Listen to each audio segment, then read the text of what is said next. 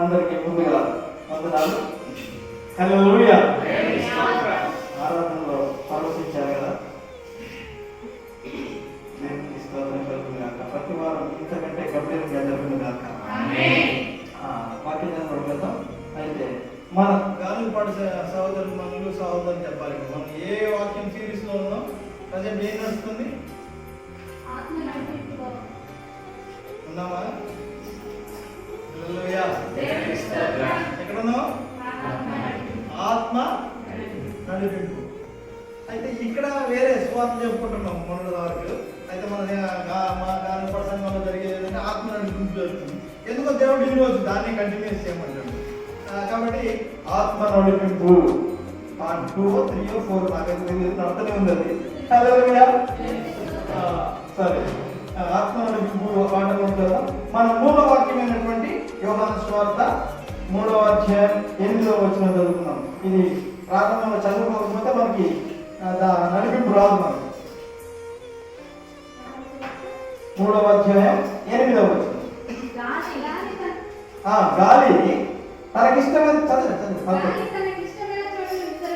గాలి తనకిష్టమైన చోటుకి విసురును, నీవు దాని శబ్దము విందునే గాని అది ఎక్కడి నుండి వచ్చునో అది ఎక్కడికి పోవునో నీకు తెలియదు. ఆత్మ మూలముగా జన్మించిన ప్రతి వాడును అలాగే ఉన్నాడని యేసుక్రీస్తు ప్రభువు చెప్పెను. హల్లెలూయా. అర్థమైంది అందరికి? అందరూ తీశారా? గట్టిగా చదువు ఒకసారి చూస్తారు. ఏంటా కనపడిందా? పట్టుకుంటారా? వశమయ్యే పనినా? హల్లెలూయా. కాదట తనకిష్టమైన చోటుకి విసిరిద్దట. దాన్ని పట్టుకోవడం కానీ, దాన్ని ఆపడం కానీ, దాన్ని బంధించడం కానీ ఎవరి వల్ల కాదట. మరి ఈ గాలి లాంటివాడే ఒకరున్నారట. చదవండి. నీవు దాని శబ్దాన్ని వింటావే కానీ అది ఎక్కడి నుంచి వస్తుందో అది ఎక్కడికి పోతుందో నీకు నాకు ఎవరికి తెలియదు, సృష్టించిన దేవుడికి తప్ప. ఇప్పుడు వినాలి మనం జాగ్రత్తగా. ఎవరైతే స్త్రీ కానీ పురుషుడు కానీ ఎవరైనా సరే ఆత్మ మూలంగా జన్మించిన ప్రతి వాడును అలాగే ఉన్నాడట. హల్లెలూయా. మనం ఎలా జన్మించాం? ఇప్పుడు ఆత్మ మూలంగా జన్మించాం కాబట్టి మనం ఎక్కడ ఉంటామో మనకే తెలియదు. ఎందుకంటే ఆత్మదేవుడు అక్కడ పోయి వాక్యం చెప్పడం, ఇక్కడ పోయి దూరం అమెరికా పోవాలి. అవునా కాదు? హల్లెలూయా. అందుకే ఇందాక సిస్టర్ ఆరాధన పాట పాడింది. ఆరాధన చేస్తే ఏం పాడింది? నే దాటిపోదును దేశ సరిహద్దులు ప్రకాశించేలా చీకటిలో లోకములు. నే దాటిపోదును దేశ సరిహద్దులు ప్రకాశించేలా చీకటిలో లోకములు.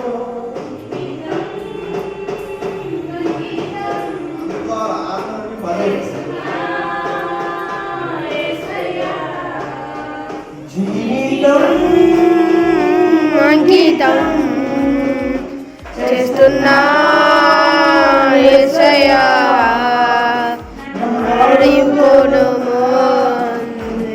సేవలో వాడుకోను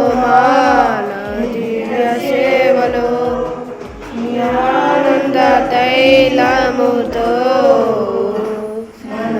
అభిషేకించుమయ్యా. అభిషేకించిన వాడు ఎలా ఉంటాడంటే గాలి వలె ఉంటాడు. ఎక్కడికి వెళ్తాడో ఎవరికి అంతపట్టదు. అవన్నీ ఉన్నాము మనకు వినరు. ఇంకా మనం వినాల్సిన చాలా ఉన్నాయి. ఆయన నడిపించిన పిలుపు ఎక్కడ దొరికిండు? రథం దగ్గర దొరికిండు. రథం కంటే పాస్టికి రథంగా ఉంటాడు. ఆయన అనుసరించినటువంటి అగ్ని రథాలు వచ్చినట్ట. అగ్ని రథాల్లో ఆయన ఎక్కగలిగినట్టు. ఇంకా అలాగే అనేక మంది భక్తులు పౌలు గారు ఆత్మ నడిపింపులో ఉండి పౌలు శీలను పాటు పడుతుంటే బద్దలైపోయిందట, భూకంపం వచ్చిందట. హల్లెలూయా.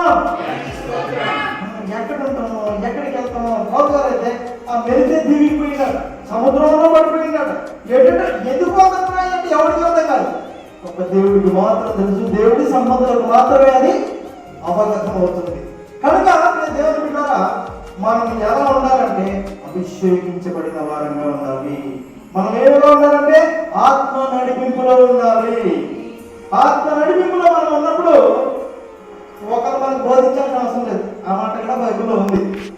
ఒకరు ఆత్మ నడిపింపు, ఆత్మతో నడిపించబడే వారికి ఒకరు బోధించాల్సిన అవసరం లేదు. స్వయంగా బుద్ధి వాళ్ళకి వస్తుంది, స్వయంగా జ్ఞానం వాళ్ళకి వస్తుంది, స్వయంగా వాళ్ళు మరి పుట్టుకతోటే ఇంత జ్ఞానం వచ్చిందిరా.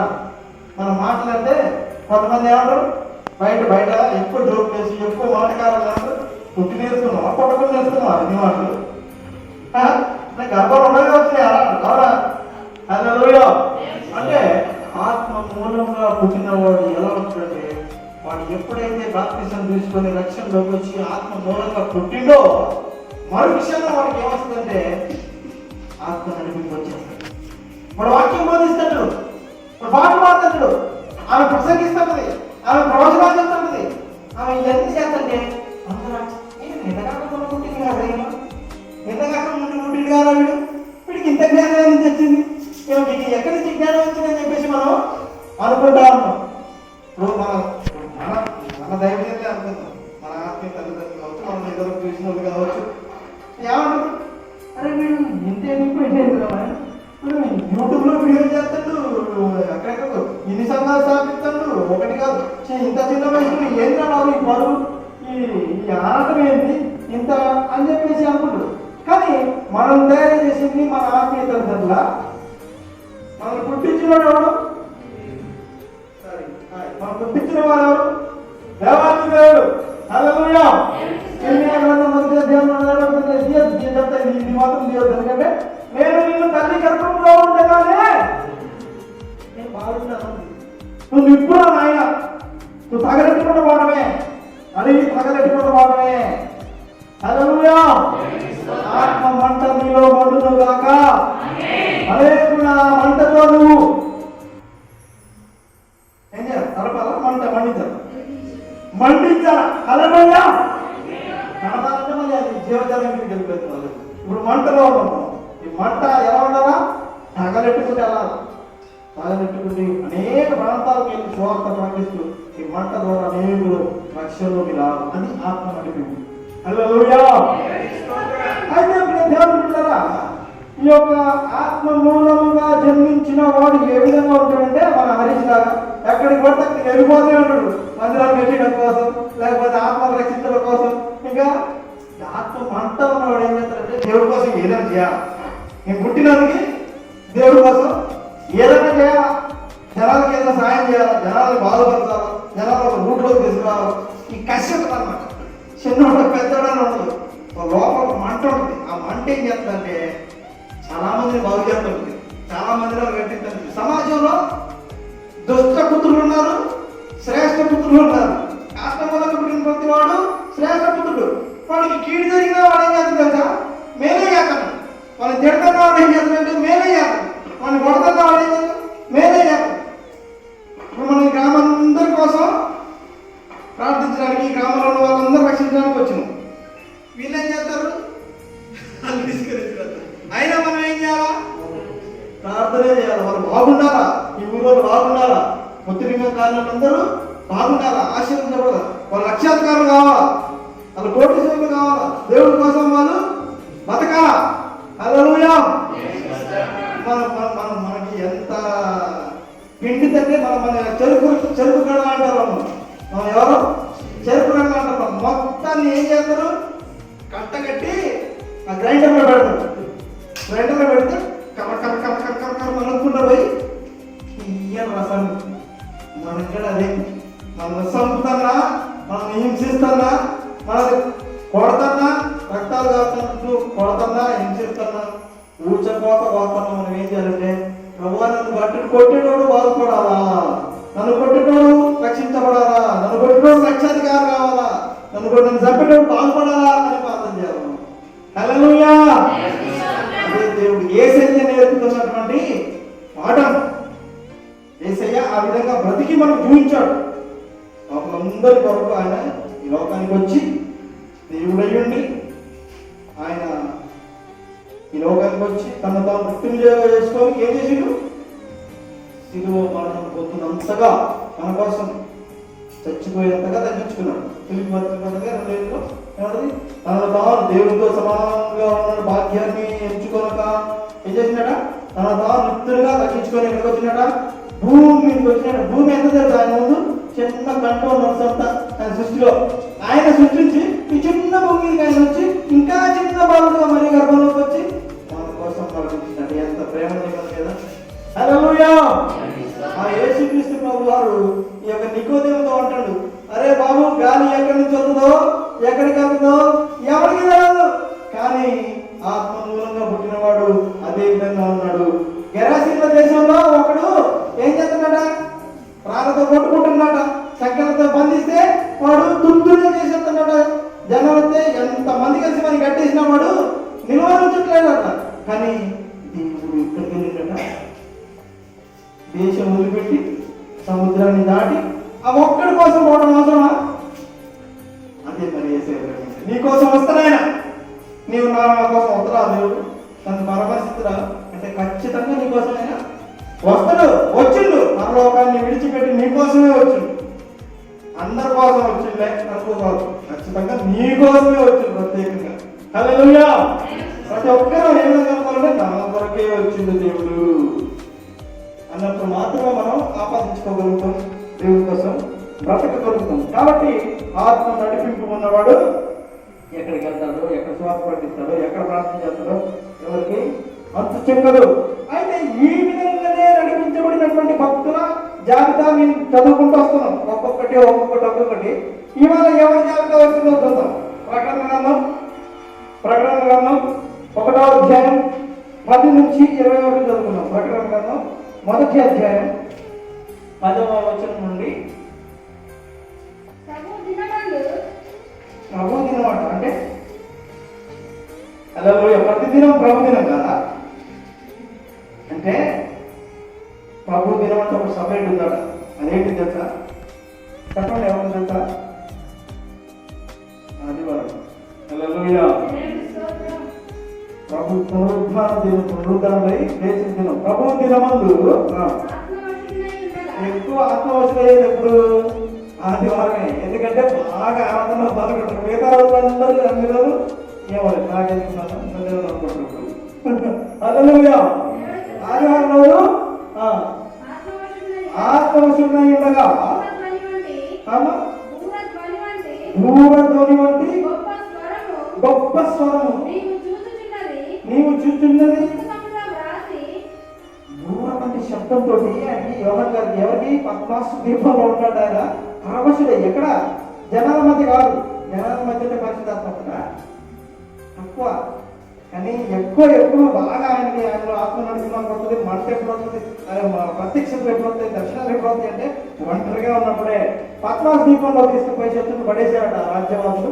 వీడు ఇక్కడ ఉంటే అందరినీ మార్చేస్తాడు, అందరినీ వేసే భక్తులు చేసేస్తాడు. వీడు ఇక్కడ ఉండొద్దు తీసుకుపోయి చంపేద్దామని చెప్పి ఫస్ట్ ఏం చేయాలంటే సరసరసరగా మనిషి పట్టి అంత కళాయి చేసి అంత నూనె పోసి బాగా నూనె కాగబెట్టారు. బాగా నూనె కాగబెట్టి నూనె పొంగుతుంది సరసర కావుతుంటే అందులో పై నుంచి బిల్డింగ్ నుంచి అలా ఎత్తేసారు.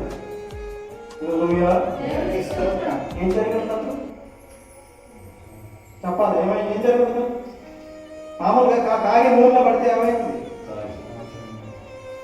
అది కాలిందా? నూనెలో వేస్తే సింపుల్ గా కళాయిలో బయటకు వచ్చి స్విమ్మింగ్ పూల్ ఇంకా దూకి వేసేస్తున్నాడు. హల్లెలూయా. ఆత్మ నడిపింపున్న వాడికి ఏమి చేయరు. కనుక మనమందరం ఏం చేయాలంటే దేవుడు పిల్లరా ఆత్మ నడిపింపును కలిగి ఉండాలి. అయితే పురిపిడి నూనె సరసరగాగే నూనెలో వేయించినప్పటికీ కూడా వీడు మారట్లేదేంటి, వీడు ఏంటో మహత్యం ఏంటని చెప్పేసి ఆశ్చర్యపోయిండు. కాదు జనాల దూరం ఉంటారు. వీడు ఉంటే మాత్రం వీడు ఉన్నాడంటే వీడు అనేది మాత్రం వీడుంటే ఏసే భక్తులు చేస్తామని చెప్పేసి మనం ఏం చేశారంటే వేసిపోయి అడవిలో పడేశారు. ఎక్కడ వల్ల చుట్టూ సముద్రం అంటే ఒకటి మందర ద్వీపం ఉన్నారు. పద్మాస్ దీపం ఉంటుంది. ఆ దీపంలో వదిలేసి వచ్చారు. అందులో అన్ని మృగాలు అన్నీ ఏముంటాయి, అన్ని విపరీతమైన జంతువులు ఉంటాయి, భయంకరమైన జంతువులు ఉంటాయి. ఆడ పడేసి వస్తే ఒక పక్కన మంచి కూర్చొని మోకరించున్నాడు. మోకరించి ఏం లేదు, ఇక ప్రార్థన ఏం రాదు. ఈ దేవుడి బిడ్డల ఇలా మార్నింగ్ నలుగురులో చెప్పిన మీకు అక్కడ నుంచి మాట్లాడినా. అయితే అక్కడ ఏమవుతుందంటే, నిన్ను జనులు అంధకారంలో పడవేసినప్పటికీ కూడా అక్కడ యెహోవా వెలుగు నీకు ఉదయించును. హల్లెలూయా. ఏమనుకుంటే మన శత్రువులు లైట్లన్నీ పనిచేసి చీకటి గదిలో పెట్టి విసిరేసి పిచ్చి కొట్టుకు కొట్టి తాళం వేసి తలుపులేసి ఎప్పుడు పడితే ఎవరి తోడు అనే ప్రదేశంలో పడేసినా కదా ఏమంటారు, మనకి దేవుని వెలుగు వస్తారా. హల్లెలూయా. ఏమొస్తుంది మనకి? నీ అన్నదమ్ములకు తెలియకపోవచ్చు అడ్రస్ రాలేదు, నీ అక్క చెల్లెలకు తెలియకపోవచ్చు అడ్రస్ రాలేకపోవచ్చు, నీ స్నేహితులు తెలియకపోవచ్చు ఆ అడ్రస్, వాళ్ళ శత్రువు తీసుకుని నీ అన్న పడేశారు, ఆ అడ్రస్ నీకు తెలియకపోవచ్చు. కానీ ఒక ఆయనకి తెలుసు అడ్రస్. ఎవరైనా దేవుడు. నేను ప్రకటిస్తున్నటువంటి నా యేసయ్య. ఆయన వస్తాడు, ఖచ్చితంగా వస్తాడు. హల్లెలూయా. నీకోసం వస్తాడు. ప్రూఫ్ ఏంటంటారా? దాని గ్రంథం పడుతుంది ప్రూఫ్. షడ్రక్ మేషక్ అబేద్నెగోని తీసుకెళ్ళి భయంకరమైన అగ్నిగుండంలో పడేస్తాడు. ఏది పద్మాస్ దీపంలో ముందు మనం సంవత్సరాలు నూనె వేసినట్టే మనకన్నీ ఇవే కష్టాలండి. రాలిసిరేడాలు, కొట్టడాలు, తిట్టడాలు. మన అట్లాంటి ముందుడికి ఇంతే. మంచి చేసేవాడు నచ్చడు సమాజానికి. సామెత ఉంది కదా బయట, యథార్థవాది లోక విరోధుడు. నిజం చెప్పేటోడు ఎవరికి నచ్చడు. ఒక మాట ఇంకో మాట అంటారు, ఉన్న మాట అంటే ఊళ్ళో ఉండనియారంట, నువ్వు బయటకు వెళ్ళిపోవాలి ఆయన. ఆ కెరాసిన దేశంలో యేసుప్రభు వాళ్ళు స్వస్థపడితే వాళ్ళని బాధ చేస్తే వాళ్ళందరూ చాలు కదా, మాము మిక్కిలు భయపడి నువ్వు మా ఊళ్ళో ఉండదు దయచేసి, నువ్వు ఇక్కడ మా దేశం నుంచి వెళ్ళిపోయా. ఎవడన్నా స్వస్థత చేస్తే బాగు చేస్తే ఇంత మంచివాడు మన దగ్గర ఉంటే, ఇలాంటి దైవజనుడు మన దగ్గర ఉంటే బాగుంటుంది కానీ ఆలోచిస్తారు. కానీ మనుషులు నైజం ఏంటంటే నువ్వు ఈ ఊళ్ళో ఉండదయ్యా వెళ్ళిపోవాలి. ఎంతవరకు కరెక్ట్ అంటే సమాజం అట్లుంది. సాధారణ ఆ విధంగా ప్రేరేపిస్తుంది. అయితే పద్మాసు దీపంలో మనోడు నూనెలో కాగలబెట్టినా మాడలేదట, బొబ్బలెక్కలేదట, కారలేదట, మంచి స్విమ్మింగ్ పూల్లో ఏదో ఒకటి కొట్టి బయటకు వచ్చేసిందట. ఇట్లా కాలే ఇక్కడ అందరూ మార్చేస్తారని చెప్పి తీసుకెళ్ళి అక్కడ తీసుకెళ్ళారట. పద్మాసు దీపంలో ఎవ్వరు ఉండని ప్రదేశంలో అక్కడైతే ఎప్పటికీ స్వార్థం ఎవరు కాదు, ఒక్కడే కాదు అనుకున్నారు. అయితే మనోడు ఏం చేస్తాడో చూద్దాం ఒకసారి. ఇప్పుడు చూద్దాం. ఏమన్నా నువ్వు విన్న వెనక నుంచి ఒక శబ్దం వినపడుతుందట. ఏమని శబ్దం వినపడుతుంది? బోర్ లాంటి శబ్దం వినపడుతుందట. ఏమనపడుతుందంటే, నువ్వు చూచిన దానిని, నువ్వు విన్న దాన్ని ఏం చేయమంటాడు? పుస్తక గ్రంథస్థుని ఏమంటాడు? 7 సంఘాలు ఎఫెసీయు, స్మూర్ణ, బెర్గమ, థియతైరా, స్పార్దిసు, ఫిలదెల్ఫియా, లాస్ట్ సంఘం 7వ సంఘం లవోదికయ. అది ఉందట. ఈ 7 సంఘములు హల్లెలూయా. ఆయన దర్శనం వచ్చింది. దేవుడు స్పష్టంగా ఆదివారంలో ఆయనతో మాట్లాడతాం. ప్రభు దినం అంటే ఆదివారం దినం ఆయనతో మాట్లాడతాం. ఎవరితో? యోహాను గారితో. బాప్తిసం ఇచ్చి యోహాను కాదు. ఇక్కడ యోహాను చాలా మంది బైబిల్లో మన అందరూ అనుకోవద్దు. అపోస్తలుడైనటువంటి యేసుక్రీస్తు వారికి ప్రియమైన శిష్యుడైనటువంటి యోహాను గారు. ఈయన వేరు, బాప్తిసం ఇచ్చే యోహాను గారు వేరు. ఆయన ఎప్పుడో చనిపోయారు. యేసుక్రీస్తు కాలంలోనే ఉండగానే చనిపోయారు. ఇప్పుడు ఇది యేసుక్రీస్తు ప్రభు మరణించి తిరిగి లేచి పరలోకానికి వెళ్ళిపోయిన తర్వాత జరుగుతున్న సంఘటన ఇది. క్రీస్తు శకం 90వ సంవత్సరంలో 90-100 మధ్యలో జరుగుతున్న ముసలివాడానికి రాశాడు ఆయన. ఇది ఆ 90 నుంచి 100 సంవత్సరాల మధ్య జరుగుతుంది. ఆ యొక్క ఏమంటాడు? వెనక నుంచి పద్మాసు దీపంలో అయితే ఎవడికి స్వార్థ చెప్పడు, ఎవడు రక్షించబడడు, ఎవరికి వీని వల్ల ఉపయోగం ఉండదు, వీడిని వేస్ట్ గా చేయొచ్చు మనం, వీడిని ఏమని వల్ల ఏం ఉపయోగం లేదు అనేటట్టు చేయొచ్చు అని చెప్పేసి అనుకున్నారు. చేసేపోయి పద్మాసు దీపం పెడితే మనోడు ఏం చేస్తాడు? మోకరించి హల్లెలూయా స్తుతి మహిమ ఎల్లప్పుడూ దేవునికే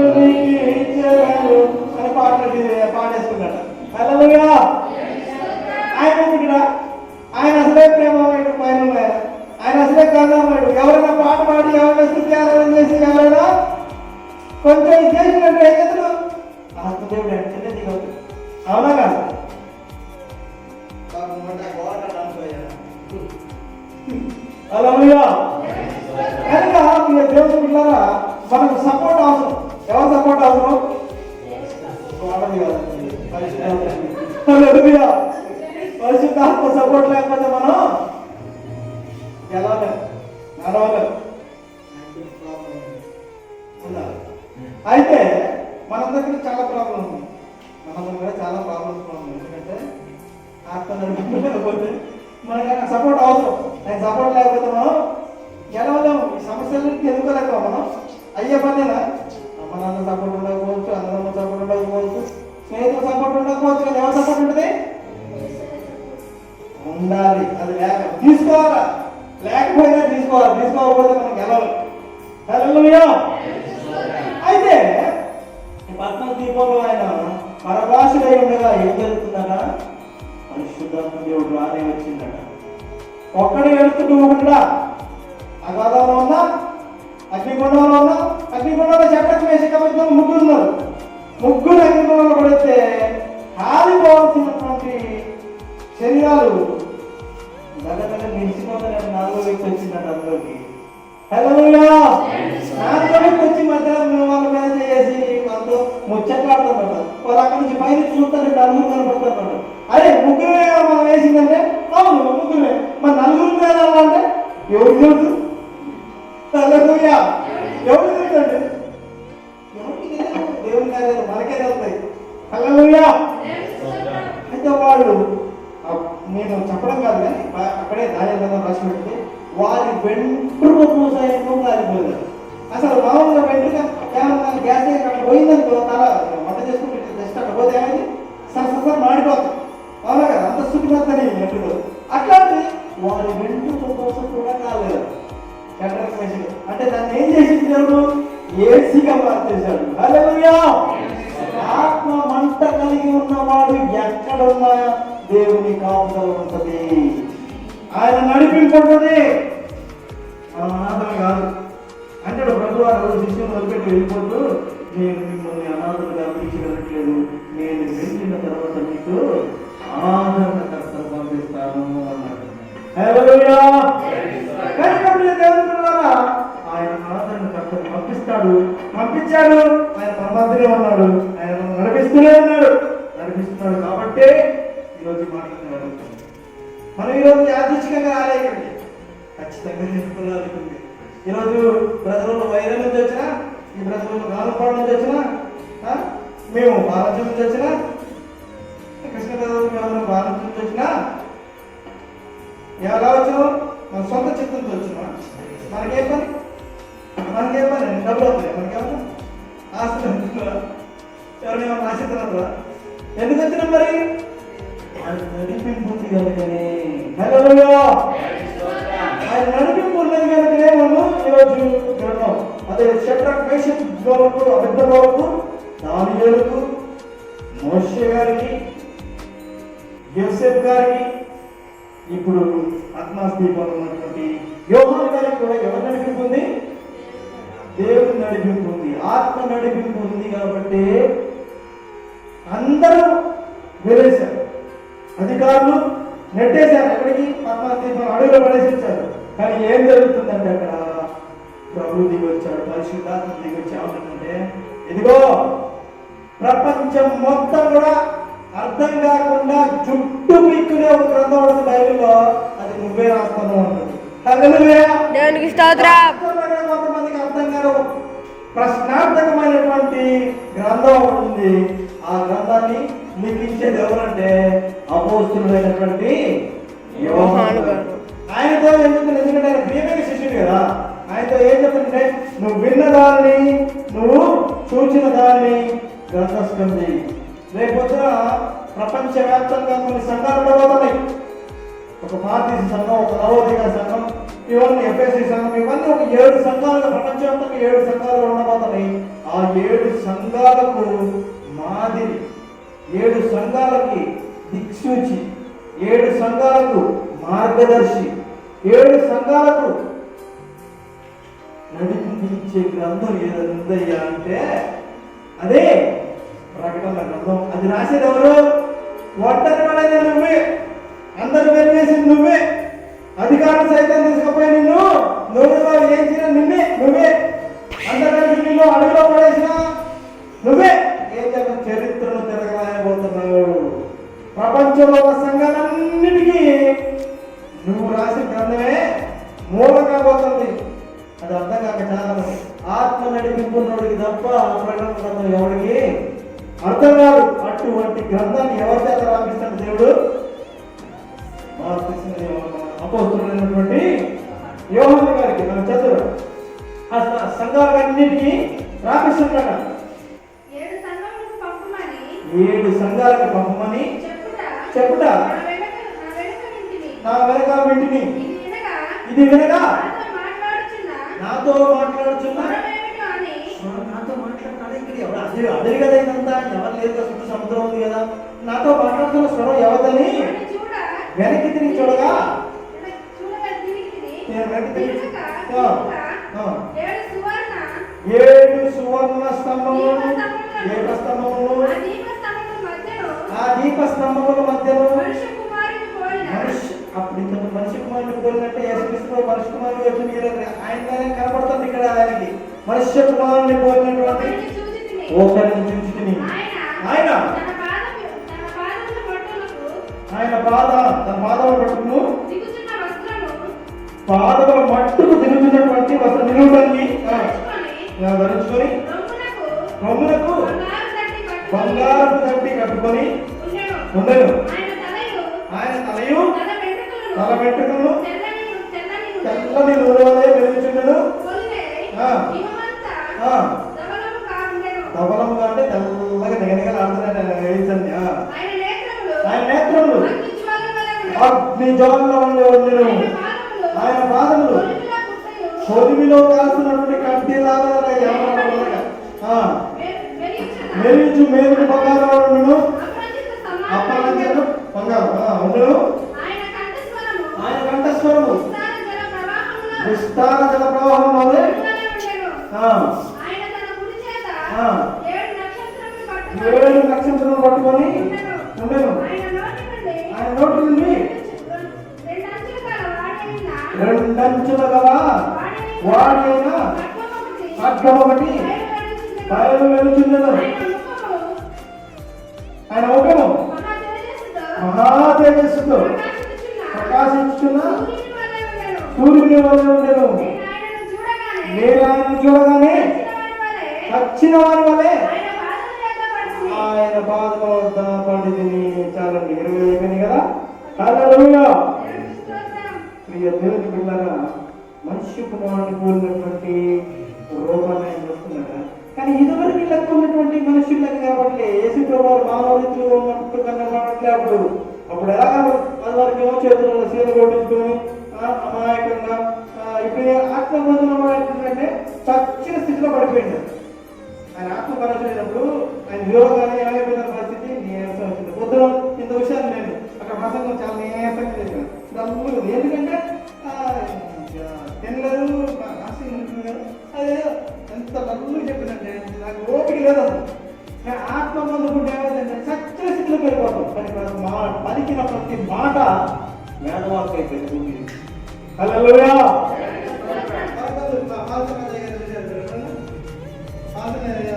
కన్నపడంలో వాక్యం చెప్పారు. పెద్ద ప్రపంచంలో నేను నెంబర్ 1 చర్చి కట్టించింది వరంగల్. వెళ్దాం వీలుంటే మామూలు ఉండదు చర్చి. ఎర్చిలో ఉన్న చర్చి లెక్క ఉండదు కదా, పాదన దగ్గర. అయితే ఆ చర్చి కట్టిన పాదన దగ్గర ఎప్పుడు ఎట్టుంది సార్, ఒకరు పట్టుకుని లేపడం, ఒకరు పట్టుకుని లేపడం, ఒకరు పట్టుకుని కూర్చోబెట్టాను. నేను మొదటి ఒకరు పట్టుకుని కూడా మాట్లాడాను. కానీ ఆయన ఈరోజు వేల సంఘానికి ఆయన ప్రార్థన చేస్తే ఏదైనా దొరుకుతాడు, గొప్ప కార్యం దొరుకుతాడు. కానీ ఆయన ఎవరు ఏం చేయాలా? సపోర్ట్ చేయాలి. అంటే ఆయననే కాదు, మన బైబిల్ గ్రంథంలో మోషే గారు కూడా చేతులు ఎత్తి ప్రార్థించినప్పుడు ఏమో ఇశ్రాయేలు గెలిచారు కదా. చేతులు దించితే నలుగురే మనలందరూ చచ్చిపోయారు. ఆయన అప్పుడు ఊరు ఆమె ఏం చేశాడ, ఒక బండ తీసుకొచ్చి ఆయన కూర్చోబెట్టి నేను వెత్తే చేతిలో చెప్పి ఎత్తిన తర్వాత ఈ మోచేతి కడపని ఈ మోచేతి ఒకరు పట్టుకొని సపోర్ట్ ఇస్తే ఊరు ఆమె అప్పుడు ఎంతసేపు ఎత్తారో అంతసేపు మనోరు మొత్తం 4 చేతులు సైన్యంత అర్థం ఉంచారు. హల్లెలూయా. మన కొరకు ఎత్తే చేతులు ఉండాలి, మన కొరకు ప్రార్థన చేసే నోరు ఖచ్చితంగా ఉండాలి. అది మనమే కావాలి. మీకోసం మేము, మా కోసం మీరు. అలా ప్రార్థన చేసుకున్నప్పుడే మనం బలపరచబడతాం. ఆత్మదేవుడు ప్రేమ చూసిన ఒకరి కోసం ఎంత ప్రార్థన చేసుకుంటున్నారో ఒకరి కోసం ఒకళ్ళు సపోర్ట్ చేసుకుంటారో అని చెప్పేసి అప్పుడు మన జీవితంలో కార్యం చేస్తాయి. ఎవరికి వారే ఎప్పుడు ఉండాలనుకోండి వాళ్ళకే లేదు, నాకేంటి స్థితి వచ్చిందాక వాళ్ళు అట్టు నమ్ముతాం. ఒకరిని ప్రేమించే స్థితి, మనం ఒకరిని బలపరిచే స్థితి రానంత వరకు మనకి ఏం చేద్దంటే నడుపుడే నడుపు. ఎప్పుడైతే మన హృదయం కఠిన హృదయం, బండవారిన హృదయం, మృదువుగా మాంస హృదయంగా మార్చబడిందో, మన నాగటి సార్ల వల్లే మన హృదయం బంధపడిందో అని అందుకే రాత్రిగా వాక్యం వచ్చినది కదా. మనకి గొడ్లను గట్లను ఎన్నిటి బలు అర్పించాల్సిన అవసరం లేదు. విరిగి నలిగిన హృదయమే నాకు ఇంపైన దూపం. ఇప్పుడు దూపం అంటే ప్రత్యేకంగా ఇదివరకు వేసినట్టు దూపం వేసి సాంబ్రాన్ని వేసి ఎద్దులు నరికి కోడలు నరికి వేయాల్సిన అవసరం లేదు. ఇప్పుడు మేము ఏం కావాలా? విరిగి నలిగిన హృదయం కలిగి ప్రార్థన చేస్తే ప్రభు రోజు దూపం వేసినట్టు. హల్లెలూయా! కోట్లు అవసరం మనకి, ఇప్పుడు ఎద్దులు అవసరమా, పొట్టేలు అవసరమా, వారికి గొప్పలు అవసరమా, పౌరాలు అవసరమా, డబ్బులు అవసరమా? ఏం కావాలి ఇప్పుడు? తిరిగి నలిగిన హృదయం ఉంటే దేవుడికి రోజు మనం గెలవలసినట్టే ప్రార్థిస్తే. కాబట్టి విరిగి నలిగిన హృదయం ఎట్లా వస్తుందంటే ఆత్మ నడిపి కలిగినోడే వస్తుంది. హల్లెలూయా! అయితే ఇప్పుడు ఏం చదువుతున్నాం ఇంతసేపు? ఆత్మ నడిపించుకున్నాడు.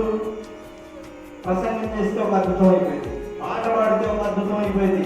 ఆత్మ నడిపించుకున్నాడు, ఏది అడుగేస్తే ఒక అద్భుతం అయింది. హల్లెలూయా! ఆత్మ నడిపించుకున్నాడు ఏది చేసినా గొప్పగా ఉంటుంది. కాబట్టి ఆ ఆత్మ నడిపింపులోకి, ఆ అభిషేకంలోనికి రావాలి. మనం ఆత్మ నడిపింపు కావాలి మనకి. ఆయన సపోర్ట్ లేకుండా మనం ఏం చేయలేదు.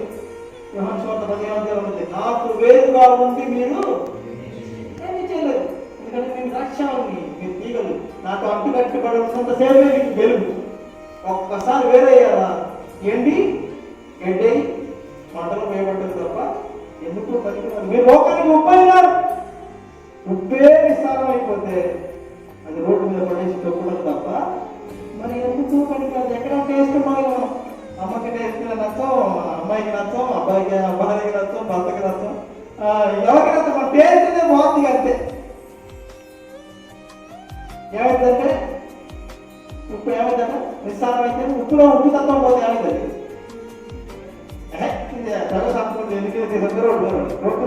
తొక్కడం తప్ప ఎందుకు పోయినారు. కాబట్టి మనం ఉప్పులో ఉన్నాం. దేశానికి లోకానికి మనం ఎలా ఉన్నాం? ఉప్పులా ఉన్నాం, ఉప్పులాగే ఉన్నాం. హల్లెలూయా! దేవుడు పెట్టారా? అందరూ అంటున్నారు అందులో పడితే ఎవరికి అర్థం కాదు, వాడు పిచ్చోడు అయిపోతుంది, పత్తా తిన్నాడు పిచ్చిలేస్తుంది, ఏం ప్రభావం తినేస్తుంది, వాడు చచ్చిపోతున్నాడు. కానీ దేవుడు పెడతారా? మనుషులు పెడతారు, అన్నలు పెడతారు, అన్నలు పెడతారు, దేవుడు పెడతారా? రానే వచ్చేసిండు ఇక రాయి అంటాడు. నేను చెప్పేది రాయి అంటాడు. ఇక అది రాస్తే ఇప్పటికి 2024 సంవత్సరాలు అవుతుంది, ఇంకా పూర్తిగా ఎవరికి అర్థం కాలేదు. హల్లెలూయా!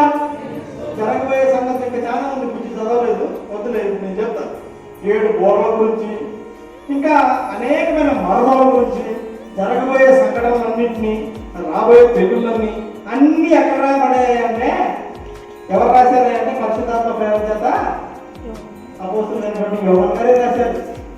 కానీ ఎక్కడ రాశాడు? ఒంటరిగా ఉండి రాశాడు. పద్మస్తీపంలో ఉండి రాశాడు, కానీ ఒంటరిగా ఉన్నట్టు రాశాడు. ఒంటరిగా ఉన్నప్పుడు నా వల్ల ఏమైతుంది, ఏమి నా స్థితి, నేను అనాథలే, నేను నాకు అమ్మలే ఎంకరేజ్ చేయట్లేదు, నేను అందరూ వదిలేసుకోవాల్సింది అని బాధపడాల్సిన అవసరం లేదు. అమ్మ నాన్న తల్లి అయినా నిన్ను మనుషునేమో కానీ నేను నిన్ను మరొకను. పర్వతములు తొలగిపోయాను, మెంటలు దత్తరులను, నా కృప నిన్ను విడిచిపెట్టిపోదు. అన్నదమ్ములే గోతులు పడేశారు, అన్నదమ్ములే అమ్మేశారు. తల్లిదండ్రులకి ఏం జరిగిందో అర్థం కాలే, చచ్చిపోయిందిగా అనుకున్నాను. కానీ 35 సంవత్సరాలకి రాజులా కనపడ్డాడు. వాళ్ళని పోషించబడ్డాడు వేసాడు. మనల్ని కూడా దేవుడు అదే చేయబడుతుంది. హల్లెలూయా! మనం కూడా బాధపడాల్సిన అవసరం లేదు, నిట్టొచ్చు పొందాల్సిన అవసరం లేదు. కానీ అందరి కోసం ఏడవాలి, మన కోసం ఏడవుతున్నాం కానీ అందరి కోసం ఏడవాలి. హల్లెలూయా! కనుక దేవుడు అపోస్తులైనటువంటి యోహాను గారు దీనివల్ల ఏమి కాదనుకున్నారు? కానీ ఈరోజు ప్రపంచానికి దిక్సూచేటువంటి ఒక ప్రకటనగా దాన్ని రాయడం జరిగింది. ఎఫెసీ పత్రిక 6వ అధ్యాయం 17-18 వచ్చిన చదువుతున్నాం. ఎఫెసీ పత్రిక 6వ అధ్యాయం 17-18 వచ్చిన మరియు రక్షణ అను శిరస్త్రామును దేవుని వాక్యమును దేవుని వాక్యము అను ఆత్మ ఖడ్గమును ధరించుకోండి. ఆత్మ వలన ప్రతి సమయమునందు ప్రతి విధమైన ప్రార్థనలు విజ్ఞాపనలు చేయొచ్చు. సమస్త పరిశుద్ధుల నిమిత్తము పూర్ణమైన పట్టుదలతో విజ్ఞాపన చేయొచ్చు. హల్లెలూయా.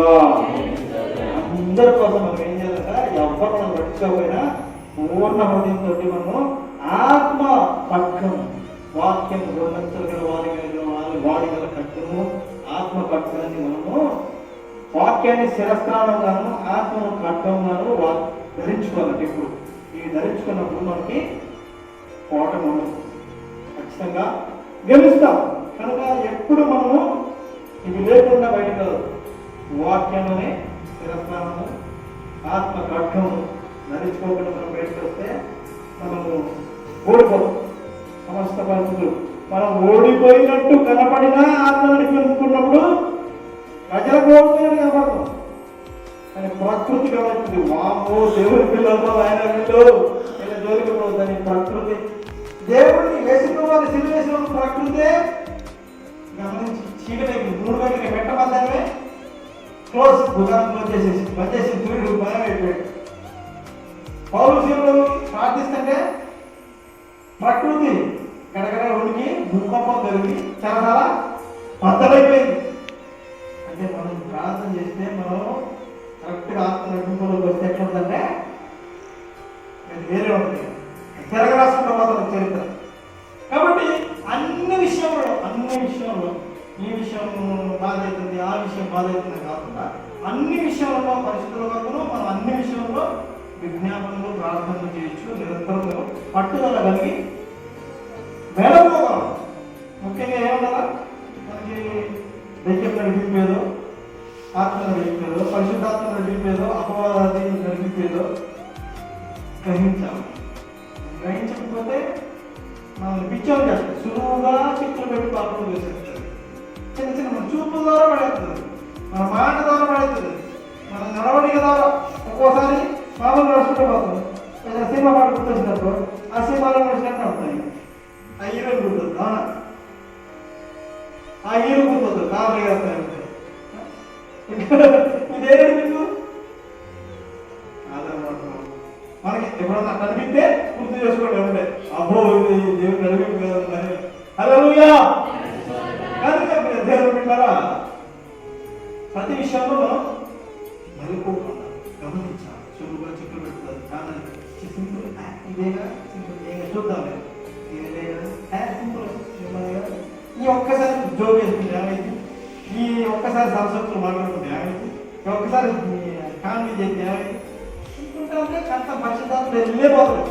ఒక్క నిమిషం కూడా పరిశుద్ధులు మా ఆలోచన కానీ మా తలపు కానీ తక్కువ వెళ్ళిపోతాయి. వెళ్ళిపోయినట్టు అంత అయిపోయింది. మళ్ళీ అన్ని మళ్ళీ మోకాలించి ప్రార్థన చేసి మళ్ళీ పొందులకి మళ్ళీ పోతుంది. ఎప్పుడుదో అని ఆయన. కాబట్టి ఆత్మ లేనివాడు ఇంకో ఆత్మను ఆర్పకుడు. ఆత్మను ఆర్పినవా అయిపోయిందే మనం. కాబట్టి ఆత్మ నడిపింపులో మనం ఉండాలి. చివరిగా 1 కొరింథీయుల 3:16 1 కొరింథీయుల 3వ అధ్యాయం 16 నుంచి 20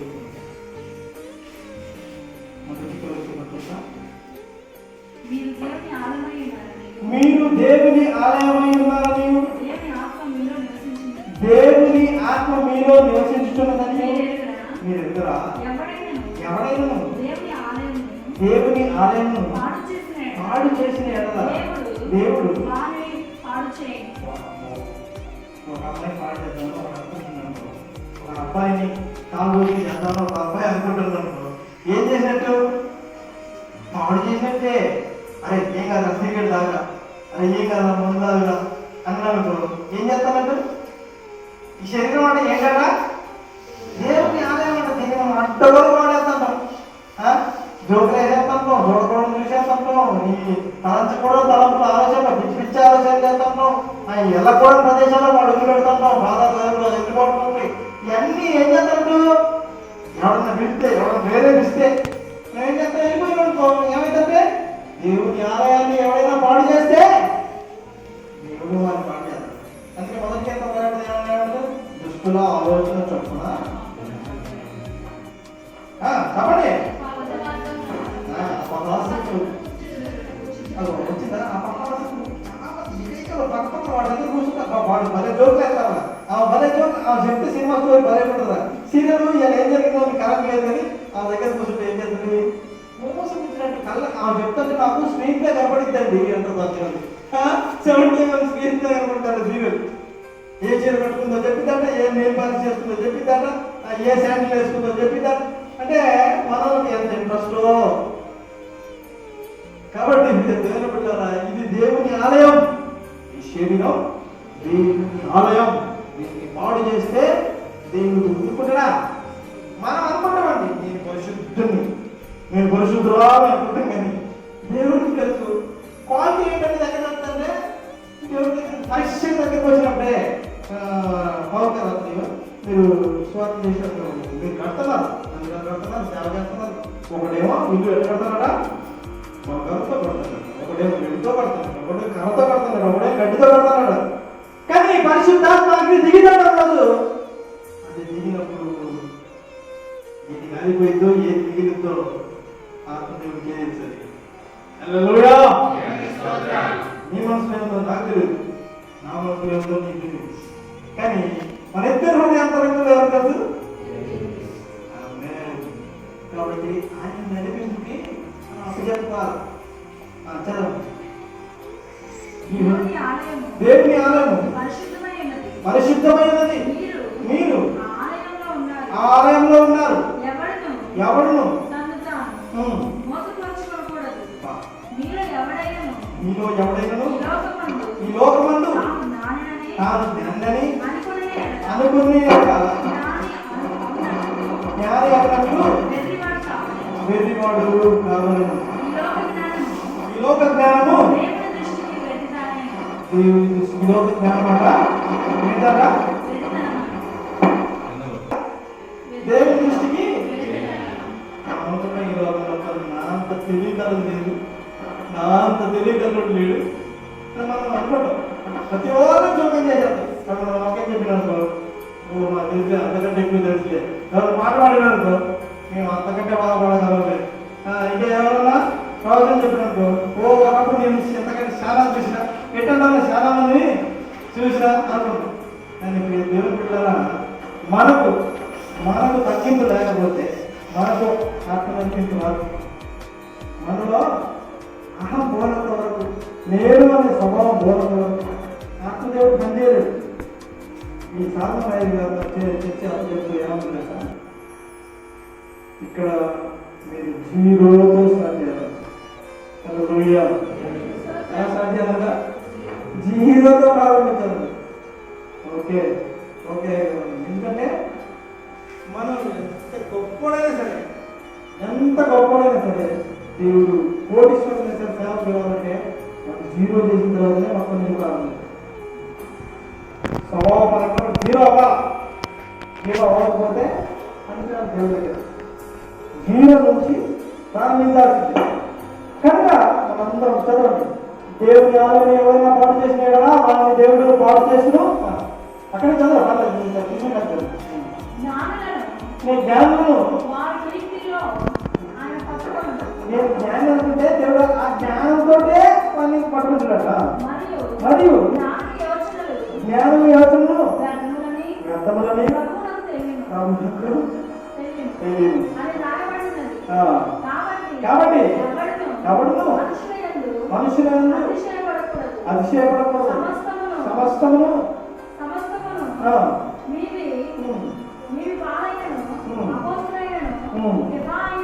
చాలండి. అందరూ కూడా అల్పులమని గ్రహించాలా. ఎవ్వరు కూడా ఏం చేయాలా? అతిశయ మనుషుల జ్ఞానం బట్టి, ఆస్తులను బట్టి, అంతస్తులను బట్టి మనం ఎవ్వరు కూడా అతిశయించకూడదు. మనకి నేనే తెలియగలను కానీ నేనే జ్ఞాన్ని అని చెప్పేసి మనం ఎప్పుడు అనుకోకూడదు. ఈ లోక జ్ఞానం దేవుడి దృష్టికి వెర్రితనంగా ఉన్నది అని చెప్పి దేవుడు మాకు హెచ్చరిస్తుంది. కాబట్టి మనందరం దేవుని ఆత్మ నడిపింపు మనకు కావాలంటే మనల్ని మనం పూజ చేసుకోవాలి. నిజం వారు కూడా మనం తాను తగ్గించుకొని రిక్తులుగా చేసుకొని ఈ భూమికి వచ్చాడు. అదే స్వభావాన్ని మనం కూడా కలిగి ఉండాలి. ప్రకటన 2వ అధ్యాయం 7వ వచనం చదువుతున్నాం. ప్రకటన 2వ అధ్యాయం 7వ వచనం. చెవిగలవాడు ఆత్మ సంగములతో చెప్పుచున్న మాట వినును గాక. చేయించి వానికి దేవుని పరదేశంలో ఉన్న జీవవృక్ష ఫలములు హల్లెలూయా. ఆత్మ సంగములతో చెప్పుతున్న మాట చెవి గలవాడు గ్రహించును గాక. ఈ చిన్ని వాక్యము దేవుడు మీ హృదయంలో ఫలింపు దయచేయును గాక.